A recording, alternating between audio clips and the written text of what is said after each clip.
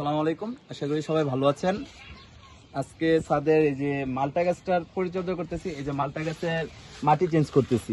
কি গো ভাই, গাছ ভর্তি মালটা ছোট ছোট কলি আইছে, এই যে এইটার মধ্যে মাটিটা উঠেছেন, গাছটা মরতো না? আসলে করার কারণ হচ্ছে গাছটা এখন যদি আমি না চেঞ্জ করি তাহলে গাছের আরো বেশি ক্ষতি হবে। এই যে গাছের ক্ষতিটা হচ্ছে, এই যে গাছের কিছু ডাল কিন্তু অলরেডি কিন্তু নষ্ট হয়ে যাচ্ছে। এগুলো কিন্তু নষ্ট হয়ে যাচ্ছে। গাছের কোনো মানে একটু পরিমাণ ভিটামিন বলে এক কথা হচ্ছে, গাছের যে পুষ্টি, মাটির যে পুষ্টি পরিমাণ কিছু নেই। এই কারণটা হচ্ছে এই যে একটা জিনিস দেখো, এই যে গাছের কিন্তু চার সাইডে একদম জটে ভরা, আর এই যে মাটি, মাটির থেকে বেশিরভাগ কিন্তু জট দেখা যেতেছে। আমি অনেকগুলো ফালাই দিয়েছি, তারপরে এগুলো কিন্তু নাই, এগুলো সব এই যে এই বস্তার ভিতর ভরা হয়েছে।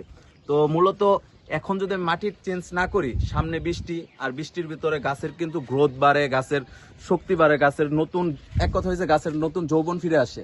তো বৃষ্টির ভিতরে যদি গাছের ভিতরে মাটিতে কোনো রস না থাকে তাহলে গাছের কোনো মানে এরকমই হবে না, এই মানে ভালো গ্রোথ হবে না। সেই ক্ষেত্রে গাছের গ্রোথ পাওয়ার জন্য ওই মাটি চেঞ্জ করাটা সবচেয়ে বেশি গুরুত্ব।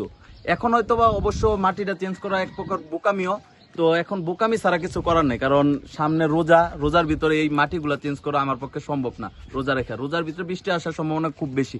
এখনই বৃষ্টির সম্ভাবনা খুব একটা দেখা যাচ্ছে, বৃষ্টি ফুটা ফুটা পড়তেছে মাঝে মধ্যে। তার জন্য চিন্তা করলাম রোজার আগে আগে এগুলো সব শেষ করে ফেলি। তো আসসালামু আলাইকুম, ভালো থাকবেন সবাই। 5 ওয়াক্ত নামাজ পড়বেন অবশ্যই। আর রোজা যখন সবাই রোজা রাখবেন, একটা বছর পরে এই রমজান আসে, তো সবাই রোজা রাখবেন আর সবাই সবার জন্য দোয়া করবেন। আসসালামু আলাইকুম।